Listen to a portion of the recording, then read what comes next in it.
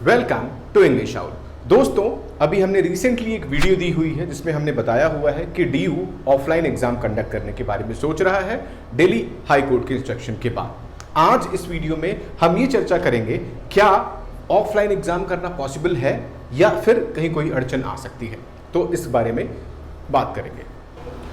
Education के latest update के लिए प्लीज इस चैनल को सब्सक्राइब करें जिससे आपको ओबी या किसी भी एजुकेशन इन्फॉर्मेशन की वीडियो आप तक मिलती रहे और इन्फॉर्मेशन आप तक पहुंचती रहे। हम ये चर्चा करने वाले हैं कि क्या ओबीई ऑफलाइन पॉसिबल है या नहीं है। इसके साथ बहुत से आपके क्वेश्चंस जो कि आपने वीडियोस में दिए हुए हैं उसका भी जवाब आज हम देंगे। चलिए स्टार्ट करते हैं। तो सबसे पहली बात, ऑफलाइन एग्जामिनेशन क्या पॉसिबल है?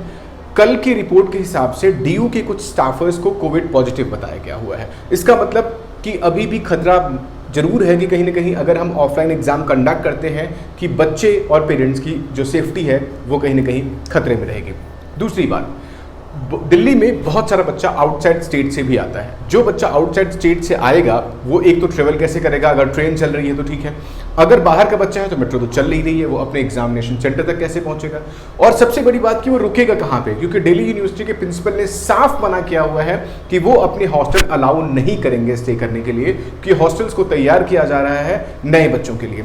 तो क्वेश्चन ये है कि बाहर का बच्चा अगर आएगा तो वो एग्जाम कैसे देगा? अब आपके क्वेश्चंस को एक एक करके मैं लेता हूं जो आपने कल पूछा हुआ था। पहला क्वेश्चन, ऑफलाइन एग्जाम कब से स्टार्ट होगा?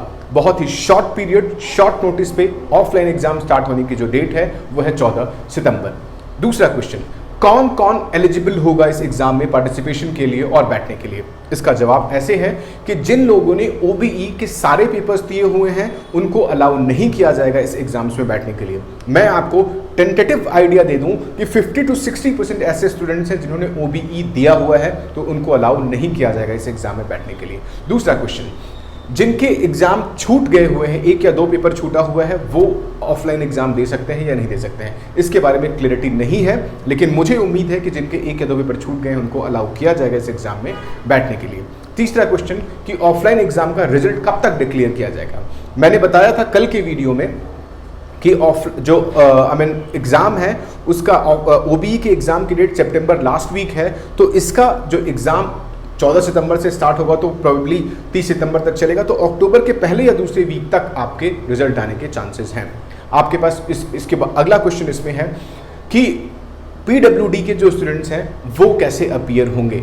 तो हाई कोर्ट ने अपील किया हुआ है कि उनके लिए ऐसा सेटअप लगाया जाए, एक डेटा मंगाया जाए, एक नंबर मंगाया जाए कि कितना बच्चा, किस यूनिवर्सिटी का कितना बच्चा दिल्ली में है या दिल्ली से बाहर है पीडब्ल्यूडी के केस में, और क्या फिजिबल है कि उसकी उसी यूनिवर्सिटी में हम उसका एग्जाम कंडक्ट करवा दें। लेकिन प्रॉब्लम यह है कि उस केस में अगर आसपास की यूनिवर्सिटी में एग्जाम कंडक्ट होता है तो उनकी कॉपी चेक कौन करेगा और इन्विजिलेशन कैसे होगा?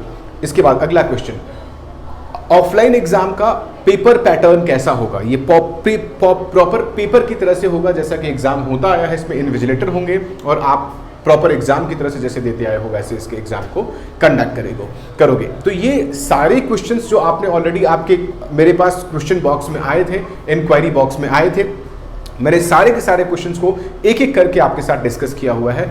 लेकिन जो इन्फॉर्मेशन है वो मेन इन्फॉर्मेशन ये है कि 14 सितंबर से ऑफलाइन एग्जाम स्टार्ट होगा और जिनका पेपर एक दो छूटा हुआ है शायद वो भी इस एग्जाम को दे सकते हैं। तो आज इतना ही। Thank you so much.